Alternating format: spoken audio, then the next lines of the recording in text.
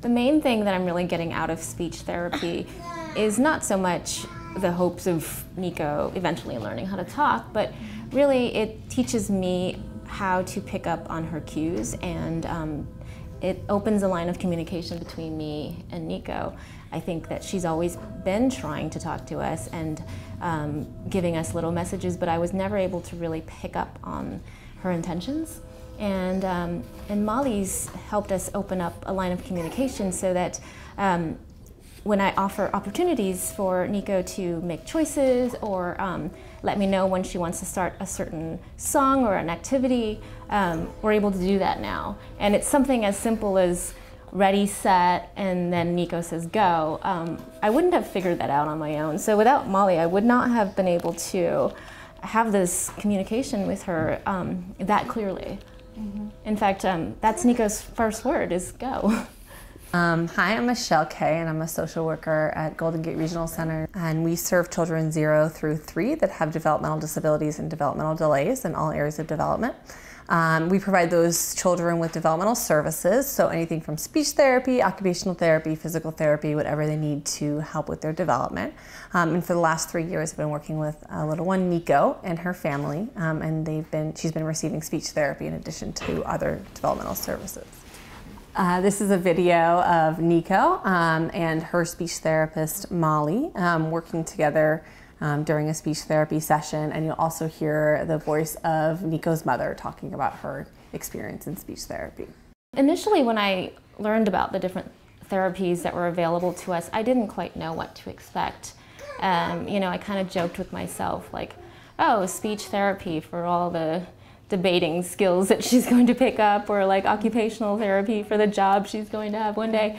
Of course, obviously it's not so much about that, but I wasn't quite sure what to expect. I thought that maybe these services would have been better served for other kids who have a better chance of reaching those goals.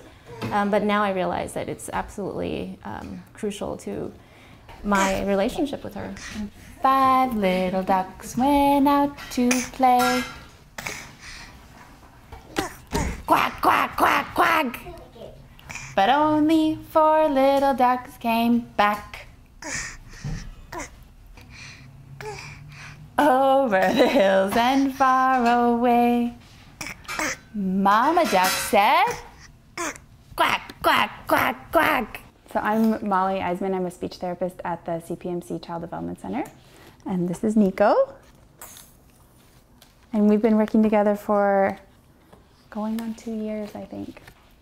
So Nico's doing a lot. We're coming into these families' homes. We're often the first point of contact that families see right after they receive a diagnosis for their child, and we're helping them to navigate a very complicated system. Our early intervention providers are also going into the home on often on a weekly basis and continuing to hold the relationship with those parents and focusing on what the child is able to do. For a lot of our families who are medically involved, they are going to a series of different doctor's appointments where they're hearing about everything that their child can't do. Early intervention services really focus on the potential of the child and looking at the potential of the child and growing that and trying to see children for their potential and not just for their disability. Yeah? You're saying go. You're ready to sing. Clap, clap, clap. Lap, lap, lap. Chin, chin, chin. Then crawl, then right up to your chin, chin, chin. Open up your little mouth. What? But? Do not let that again. I think early intervention for children with disabilities is very important, and not just important for the child, but also for the parents, because we don't necessarily know the right help that they need, and especially after receiving a diagnosis, your brain is just so cluttered and overwhelmed, and emotionally we're so broken at that point that it's really helpful to have people coming into our lives and just helping our child reach whatever specific goal that they can attain at their level. Ready, set, go. The wheels on the bus go round and round. Round and round, round and round. The wheels on the bus go. And I think the word go is really empowering because it puts the power in her hands. She is able to tell us when she wants to start something, when she wants to go, when she wants us to create an action for her. If you're happy and you know it, kick your feet. Kick, kick, nice. If you're happy and you know it, then your face will surely show it. Da-da. If you're happy and you know it, kick your feet. So at this really young age, kids are doing a lot already to communicate, and sometimes it's just helping parents kind of cue into that, know it when they see it, and then respond immediately, which is really reinforcing for the child. And so then they take another turn, and then the parent takes another turn, and you can get some really beautiful interactions and connections through just being kind of tuned into what the child is already doing to communicate. And then I think my job is to help the parent do that in different play experiences and different daily activities, and then help the child progress their communication. So sometimes we can add things like signs, different communication modalities to help kids have more options and kind of progress their therapy. Nice. Open, it's the cow. All right, let's sing about that guy. Cow, cow. You're saying go, okay. Old MacDonald had a farm. I think that having early intervention with children with disabilities is very important.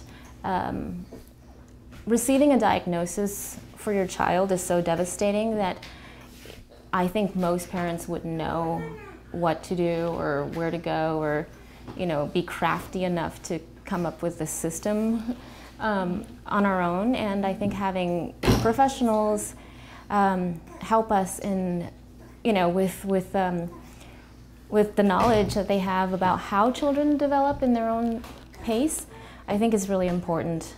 Services that are funded through the Early Start program are all federally funded services, and without these services it would be really difficult for children to be able to reach their developmental milestones, and it'd also be very challenging for families who are coming into this system and into having a child with a disability to be able to navigate the system and be able to get the support that they need. E-I-E-I-O. With a ba-ba here and a ba-ba there. Here a ba, there a ba, everywhere a ba-ba. E-I-E-I-O. All right, bye-bye, she. E-I-E-I-O. I love that she can enjoy a little bit of independence and really have her voice be heard.